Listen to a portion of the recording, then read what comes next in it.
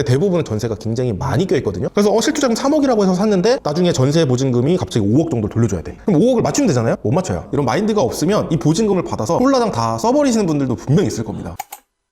안녕하세요, 고물주님. 안녕하세요. 건물 사면서 받은 보증금으로 제 투자금을 또 회수할 수 있다고 했잖아요. 근데 그 돈을 제가 꿀꺽하고 다 써버리면은 나중에 세입자 나갈 때 무슨 돈으로 돌려줘야 돼요? 만약에 투자에 대한 경험이 없거나 이런 마인드가 없으면 이 보증금을 받아서 홀라당 다 써버리시는 분들도 분명히 있을 겁니다. 갑자기 목돈이 또 들어오잖아요. 갑자기 바꾸고 싶던 차가 생각이 나고 갑자기 가고 싶었던 해외여행이 생각이 나고 그러면서 쓰다 보면 사실 금방 쓰죠. 그런 경우에는 굉장히 큰 문제가 됩니다. 기본적으로 이 투자 관련해서는 리스크가 항상 존재를 해요. 이 투자에서는 100%라는 건 없습니다. 절대 안전한 건 없어요. 보증금을 여러분 통장에 받으시면 이걸 가지고 막 소비를 하거나 그러시면 안 됩니다. 만약에 재수없게 진짜 막 5가구가 동시에 나간다 이러면은 목돈이 훅 빠져버리게 되는 거잖아요. 그때는 어떻게 해야 되나요? 그러면은 19가구 중에서 5가구 갑자기 나가잖아요. 그럼 나머지 12가구에서 보증금 받은 걸로 돌려주면 되죠.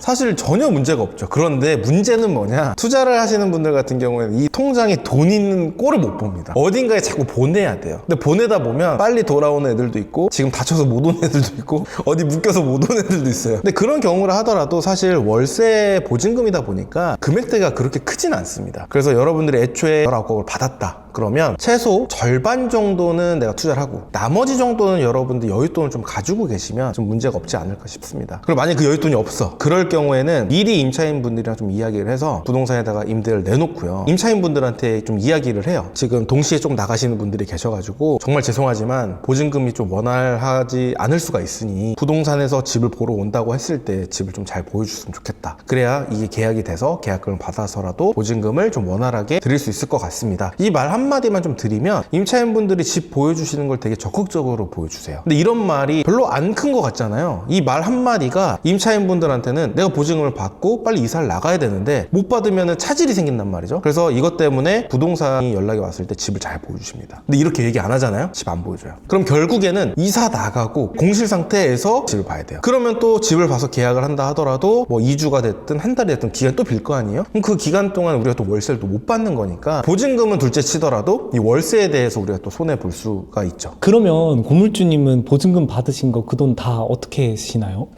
아니 그런 걸 왜 물어봐. 이거 편집할 거죠? 아니, 편집 안 할 겁니다. 솔직하게 말씀해주세요. 솔직하게 다 투자를 많이 했죠. 아니 전부 다는 아니고요. 이제 저는 50개 호실 정도를 또 관리하고 있다 보니까 여유 자금도 일단 기본적으로 또 가지고도 있어야 되고 그 외에 또 투자를 또 하는 부분들이 또 있어요. 그래서 여유 자금 외에는 전부 다 또 투자를 해서 뭐 보증금 회수하는 부분들도 있고요. 나머지는 이제 다음 물건을 또 투자하기 위해서 차곡차곡 모아놓고 있습니다. 믿겠습니다. 네. 그러면 흔히 말하는 깡통 전세, 전세 사기, 뉴스 때문에 막 다가구 도매급으로 좀 욕을 먹고 있는 상황이에요. 이거랑은 다른 건가요? 저희는 기본적으로 경매로 낙찰을 받아서 세팅을 하는 거다 보니까 좀 다르죠. 그러니까 결국에는 똑같은 다가구 건물이고 임대 세팅을 하고 보증금을 반환해주는 건 똑같아요, 맥락은. 그런데 애초에 내가 일반 매매로 해서 전세랑 이런 거 다 섞여 있는 세팅이 되어 있는 거를 샀느냐, 아니면 나는 다가구 주택을 경매로 사서 전부 다 소멸을 시키고 내가 원하는 임대 세팅대로 했느냐, 이게 애초에 시작점이 다른 것 같아요. 애초에 그냥 전세 끼고 사신 분들 같은 경우에는 전세가 조금 껴있으면 상관이 없어요. 근데 대부분은 전세가 굉장히 많이 껴있거든요. 그래서 실투자금 3억이라고 해서 샀는데 나중에 전세 보증금이 갑자기 5억 정도를 돌려줘야 돼. 그럼 5억을 맞추면 되잖아요? 못 맞춰요. 그 한도가 이미 초과가 되어 있었기 때문에 처음에 세팅을 할 때 전세부터 빼놓습니다. 그 다음에 월세를 세팅을 해요. 그러면 처음에 전세 들어오신 분들은 안전하겠지만 이분들이 나가고 전세가 들어올 때 맨 마지막으로 들어오겠죠. 그럼 위에 월세 보증금부터 꽉 차 있을 거 아니에요. 그럼 전세 세팅이 어려워요. 순서가 거꾸로가 됐기 때문에. 그래서 이 시기에 못 돌려주는 부분들이 굉장히 크기 때문에 내가 3억 정도로 이 건물을 살 수 있다. 그런데 전세가 5억 중에서 2억 5천까지는 후순위 임차인으로서 들어올 수 있다면 2억 5천에 대한 여유 자금을 우리가 가지고 있어야죠. 그럼 5억 5천을 가지고 있어야 되는 결론이 나오는 거고요. 근데 경매 같은 경우는 어때요? 기본적으로 대출 좀 많이 나오기도 하고요. 전세 한두 개 정도밖에 세팅을 안 해요. 이 한두 개는 후순위로 가더라도 충분히 나올 수 있습니다. 이 부채의 비율을 봤을 때. 그럼 사실 문제가 없죠. 그럼 내가 신탁 대출을 받았을 때는 월세를 세팅할 거예요. 거기에 전세는 하나도 안 들어갑니다. 다 월세잖아요. 그럼 월세 나가신다고 해도 우리가 크게 부담이 없고 그만큼은 우리가 월세 쌓여서 수익이 나온 것들이 있기 때문에 그런 차이점이 있는 거죠. 맥락은 똑같지만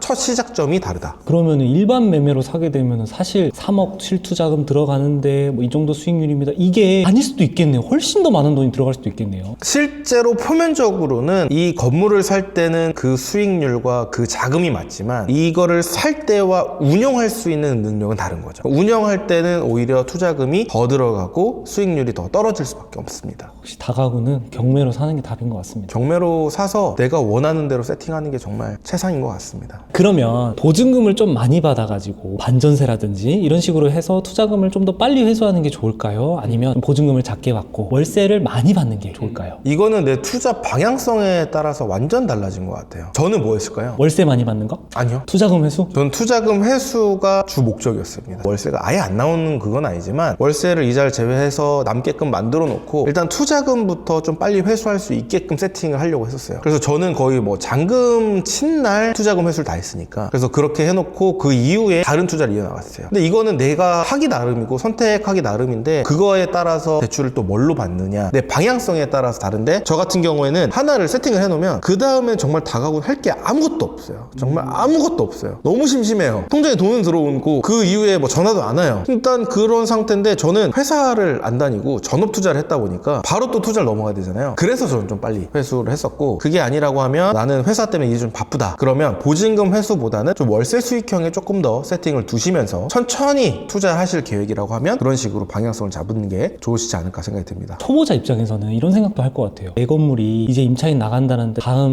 임차인이 혹시 안 맞춰주면 어떡하지? 공실 나면 어떡하지? 사실 그 미래의 예측을 하기에는 어렵죠. 지금 현재로서 할 수 있는 거는 뭐 앞으로의 어떤 개발 가능성이라든지 이런 것들도 당연히 체크해야겠지만 더 집중해야 되는 거는 지금 임대 수요가 있느냐 없느냐가 더 중요해요. 이게 순서가 좀 틀린 것 같아. 첫 번째 순서가 일단 이 지역에 임대 수요가 많은가? 그럼 임대료가 어느 정도 되지? 그럼 지금 내가 내놓게 되면 얼마 만에 나갈 수 있을까? 그리고 수수료는 어떻게 되지? 그리고 나서 미래 가치가 있어서 얘가 10년 동안 20년 동안 장기적으로도 수요가 있을까? 이 지역의 인구수가 지금 증감을 하고 있나? 빠지고 있나? 이런 것들을 봐야 되는데 순서대로 그냥 미래만 보는 거예요. 10년 뒤 될까요? 20년 뒤 될까요? 지금 현재를 안 보니까. 그래서 저는 지금 현재부터 먼저 따지고 나서 그 다음에 너무 20년 뒤에는 안 될 것 같아 라고 하면 그 전에 엑시트 계획을 세우고 나오셔야죠. 좀 큰 윤곽을 잡으시는 게 낫지 100%라는 건 없습니다. 보증금은 빚이라기보다는 레버리지다. 무이자 레버리지다라는 생각이 좀 드는 것 같아요. 맞아요. 보증금이라는 거는 정말 무이자로 레버리지라고 이렇게 표현을 하셨는데 하나 얘기를 좀 드리면 이 세금은요 공짜가 없죠. 이 보증금도요 일정 부분이 되게 되면 이 보증금에 대해서도 세금이 나옵니다. 그렇다는 건 뭐예요? 이 보증금 또한 자산이라는 거죠. 우리가 활용을 해야 되는 거지 이걸 가지고 소비를 한다든지 뭐 여행을 간다든지 뭐 차량을 산다든지 이렇게 하면 절대 안 되고요. 이 보증금은 항상 100%가 있으면 50%는 좀 현금성 자산으로 좀 안전 자산으로 좀 만들어 놓으시고 50% 정도는 여러분들이 좀 투자에 활용을 하시면 좋지 않을까 생각이 듭니다. 다음 단계로 투자를 넘어가야 되거든요. 이 투자는 끝이 없습니다. 결국에 우리의 목적은 뭐냐? 끝까지 아무런 문제가 없이 한 단계 한 단계 올라가는 게 우리의 목표예요. 그렇게 가기 위해서는 항상 이렇게 안전 자산과 투자를 꼭 해야 되는 부분들이 있기 때문에 이 부분 명심하시고 여러분들이 투자를 하시면 좋을 것 같고요. 그리고 이 다가구 관련해서 이 보증금이라든지 월세 관심 있으신 분들 같은 경우에는 제가 이번에 다가구 라이브 세미나를 진행을 합니다. 아래 고정 댓글 확인하셔서 신청하실 수 있고요. 세미나를 들으시고 나서 여러분들이 좀 궁금하신 부분들 좀 질문 주시면 제가 답변도 해드릴 예정이고 또 제가 운영하는 다가구 1대1 코칭반 같은 경우도 많이 문의 주시는데 이 세미나 시간에만 다가구 1대1 코칭반 모집을 하고 있습니다. 관심 있으신 분들 같은 경우에는 고정 댓글 확인하시고 다가구 라이브 세미나 신청해 주시면 될 것 같습니다. 오늘 영상이 유익하셨다면 좋아요, 구독, 알림 설정 부탁드리겠습니다. 지금까지 시청해 주셔서 감사합니다.